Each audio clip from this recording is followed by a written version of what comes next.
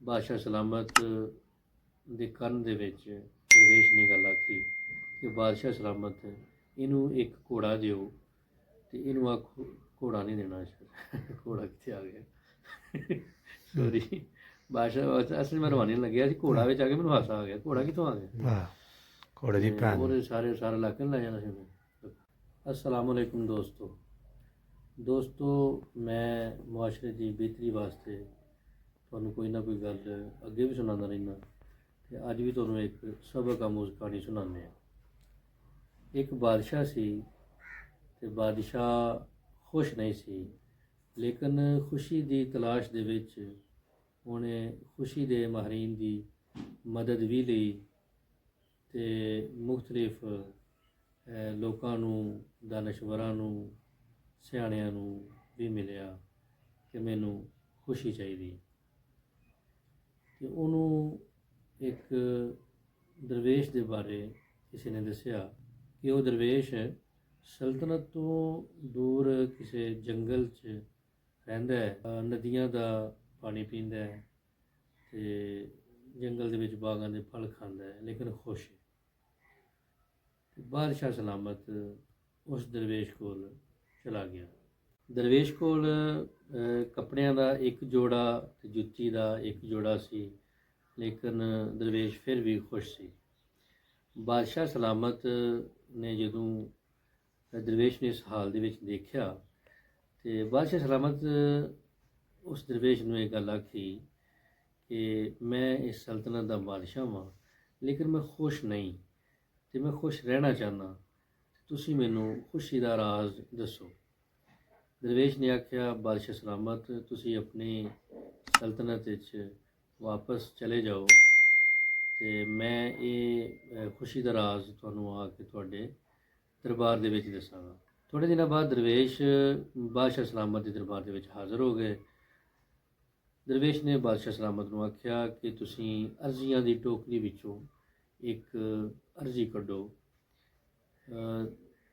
ਅਰਜ਼ੀਆਂ ਦੀ ਟੋਕਰੀ ਉਸ ਜ਼ਮਾਨੇ ਦੇ ਵਿੱਚ ਲੋਕ ਬਾਦਸ਼ਾਹ ਸਲਾਮਤ ਨੂੰ ਆਪਣੇ ਮਸਾਇਲ ਦੇ ਹੱਲ ਵਾਸਤੇ ਖਤ ਲਿਖਦੇ ਹੁੰਦੇ ਸਨ ਅਤੇ ਅਰਜ਼ੀਆਂ ਲਿਖਦੇ ਹੁੰਦੇ ਸਨ, ਅਤੇ ਲਿਹਾਜ਼ਾ ਦਰਵੇਸ਼ ਨੇ ਆਖਿਆ ਕਿ ਤੁਸੀਂ ਅਰਜ਼ੀਆਂ ਦੀ ਟੋਕਰੀ 'ਚੋਂ ਇੱਕ ਅਰਜ਼ੀ ਕੱਢੋ ਅਤੇ ਉਹਨੂੰ ਪੜ੍ਹੋ। ਅਤੇ ਬਾਦਸ਼ਾਹ ਸਲਾਮਤ ਨੇ ਅਰਜ਼ੀਆਂ ਦੀ ਟੋਕਰੀ ਨੂੰ ਖੋਲ੍ਹਿਆ ਅਤੇ ਇੱਕ ਅਰਜ਼ੀ ਨੂੰ ਕੱਢਿਆ ਅਤੇ ਉਹਨੂੰ ਪੜ੍ਹਾਇਆ ਗਿਆ।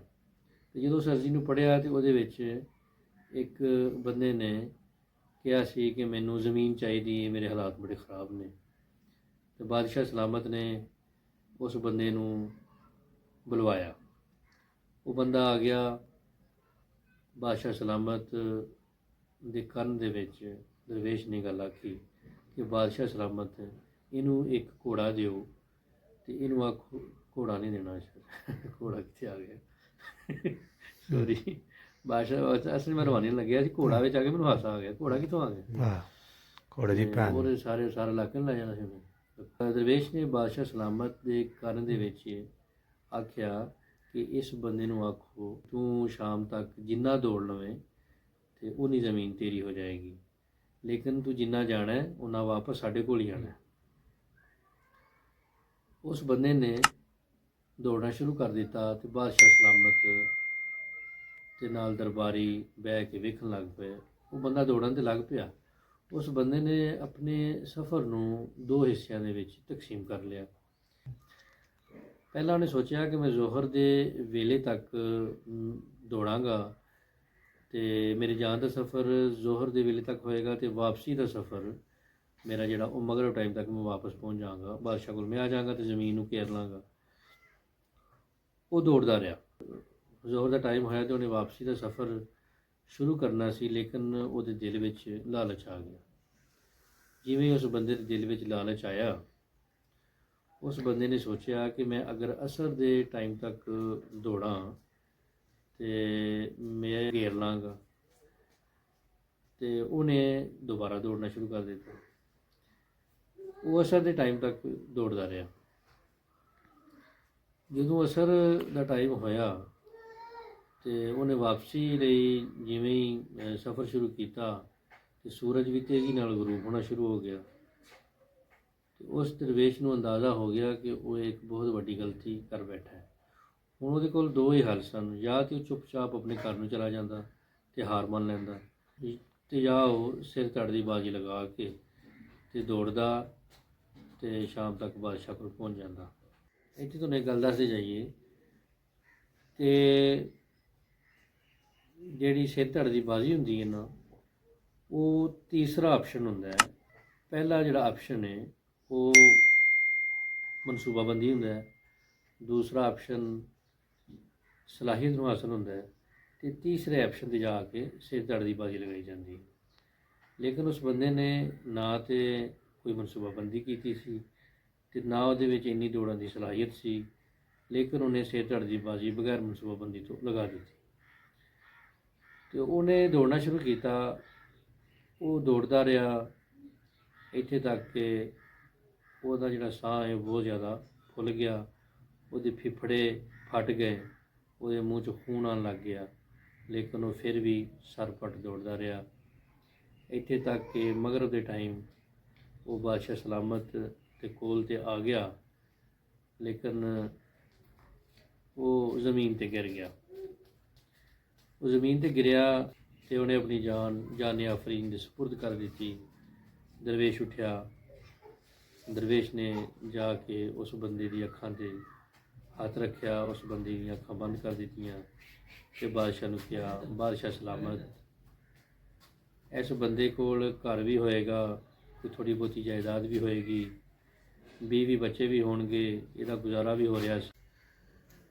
ਬਾਦਸ਼ਾਹ ਸਲਾਮਤ ਇਹ ਫਿਰ ਵੀ ਤੁਹਾਨੂੰ ਅਰਜ਼ੀਆਂ ਲਿਖਦਾ ਰਿਹਾ ਤੇ ਇਹਦੀ ਕਿਸਮਤ ਨੇ ਯਾਵਰੀ ਕੀਤੀ। ਅੱਜ ਇਹਦੀ ਅਰਜ਼ੀ ਨਿਕਲ ਆਈ, ਇਹਨੂੰ ਤੁਸੀਂ ਜ਼ਮੀਨ ਘਿਰਨ ਦਾ ਮੌਕਾ ਦਿੱਤਾ ਤੇ ਜ਼ੋਹਰ ਟਾਈਮ ਤੱਕ ਇਹਨੇ ਕਾਫੀ ਜ਼ਮੀਨ ਘੇਰ ਲਈ ਸੀ, ਤਕਰੀਬਨ 200 ਏਕੜ, ਲੇਕਿਨ ਫਿਰ ਇਹਦੇ ਦਿਲ 'ਚ ਲਾਲਚ ਆ ਗਿਆ। ਇਹਨੇ ਉਸ ਲਾਲਚ ਦੀ ਵਜ੍ਹਾ ਤੋਂ ਜ਼ਮੀਨ ਘੇਰਨ ਵਾਸਤੇ ਜ਼ਿਆਦਾ ਦੌੜ ਲਗਾਉਣਾ ਸ਼ੁਰੂ ਕਰ ਦਿੱਤੀ, ਲੇਕਿਨ ਇਹਦੇ ਫੇਫੜੇ ਫਟ ਗਏ, ਇਹਦੇ ਮੂੰਹ 'ਚੋਂ ਖੂਨ ਆਉਣ ਲੱਗ ਗਿਆ ਤੇ ਇਹ ਮਰ ਗਿਆ। ਬਾਦਸ਼ਾਹ ਸਲਾਮਤ ਇਹਦੇ ਲਾਲਚ ਨੇ ਇਹਦੀ ਜਾਨ ਲੈ ਲਈ ਤੇ ਇਸ ਲਈ ਲਾਲਚ ਔਰ ਖੁਸ਼ੀ ਦੋਵੇਂ ਸੋਤਨਾ ਨੇ। ਅਗਰ ਤੁਹਾਡੇ ਘਰ ਵਿੱਚ ਲਾਲਚ ਹੋਏਗਾ ਉੱਥੋਂ ਖੁਸ਼ੀ ਚਲੀ ਜਾਏਗੀ, ਔਰ ਅਗਰ ਖੁਸ਼ੀ ਹੋਏਗੀ ਉੱਥੋਂ ਲਾਲਚ ਚਲਾ ਜਾਏਗਾ। ਇਸ ਲਈ ਖੁਸ਼ੀ ਨੂੰ ਰੱਖਣ ਵਾਸਤੇ ਤੁਹਾਨੂੰ ਲਾਲਚ ਨੂੰ ਤਲਾਕ ਦੇਣੀ ਹੋਏਗੀ। ਬਾਦਸ਼ਾਹ ਸਲਾਮਤ, ਤੁਸੀਂ ਇਸ ਸਲਤਨਤ ਦੇ ਬਾਦਸ਼ਾਹ ਹੋ, ਤੁਸੀਂ ਆਪਣੇ ਇਖਤਿਆਰਾਤ ਨੂੰ ਤਕਸੀਮ ਕਰ ਦਿਓ ਤੇ ਖੁਸ਼ੀ ਹਾਸਲ ਕਰ ਲਓ, ਕਿਉਂਕਿ ਇਖਤਿਆਰਾਤ ਨੂੰ ਤਕਸੀਮ ਕਰਨ ਦੇ ਨਾਲ ਹੀ ਤੁਸੀਂ ਖੁਸ਼ੀ ਹਾਸਲ ਕਰ ਸਕਦੇ ਹੋ। ਅਗਰ ਇਖਤਿਆਰਾਤ ਤੁਸੀਂ ਤਕਸੀਮ ਨਾ ਕੀਤੇ ਤਾਂ ਤੁਹਾਨੂੰ ਦਾਇਮੀ ਖੁਸ਼ੀ ਕਦੀ ਵੀ ਨਹੀਂ ਮਿਲ ਸਕੇਗੀ। ਇਸ ਲਈ ਮੇਰੇ ਦੋਸਤੋ, ਵੀਰੋ, ਮੈਂ ਤੁਹਾਨੂੰ ਜਿਹੜੀ ਗੱਲ ਸੁਣਾਈ ਹੈ ਉਸ ਗੱਲ ਦਾ ਮਕਸਦ ਸਿਰਫ ਇਹ ਸੀ ਕਿ ਲਾਲਚ ਨੂੰ ਆਪਣੀ ਜ਼ਿੰਦਗੀ 'ਚੋਂ ਕੱਢ ਦਿਓ। ਜੋ ਅੱਲਾਹ ਪਾਕ ਨੇ ਤੁਹਾਨੂੰ ਇਨਾਇਤ ਫਰਮਾਇਆ ਹੈ ਉਹਦੇ 'ਚ ਖੁਸ਼ੀ ਖੁਸ਼ੀ ਜ਼ਿੰਦਗੀ ਬਸਰ ਕਰੋ, ਆਪਣੇ ਆਪ 'ਤੇ ਬੋਝ ਨਾ ਡਾਲੋ। ਹਿੰਮਤ, ਕੋਸ਼ਿਸ਼ ਤੇ ਮਿਹਨਤ ਕਰਨ ਦਾ ਅੱਲਾਹ ਪਾਕ ਨੇ ਹੁਕਮ ਦਿੱਤਾ ਹੈ, ਉਹ ਤੁਸੀਂ ਕਰਦੇ ਰਹੋ, ਲੇਕਿਨ ਆਪਣੇ ਆਪ ਨਾਲ ਜ਼ਿਆਦਤੀ ਨਾ ਕਰੋ ਤੇ ਲਾਲਚ ਤੋਂ ਬਚੋ, ਕਿਉਂਕਿ ਲਾਲਚ ਜ਼ਿੰਦਗੀਆਂ ਨੂੰ ਤਬਾਹ ਕਰ ਦਿੰਦਾ ਹੈ। ਅਗਰ ਤੁਹਾਨੂੰ ਮੇਰੀ ਵੀਡੀਓ ਅੱਛੀ ਲੱਗੀ ਹੋਵੇ, ਮੇਰੀ ਵੀਡੀਓ ਨੂੰ ਲਾਈਕ, ਸ਼ੇਅਰ ਤੇ ਸਬਸਕ੍ਰਾਈਬ ਜ਼ਰੂਰ ਕਰਿਓ ਤੇ ਇੱਕ ਅੱਛਾ ਜਿਹਾ ਕਮੈਂਟ ਵੀ ਜ਼ਰੂਰ ਕਰਿਓ। ਆਪਣਾ ਬਹੁਤ ਸਾਰਾ ਖਿਆਲ ਰੱਖਿਓ। ਅੱਲਾਹ ਹਾਫਿਜ਼।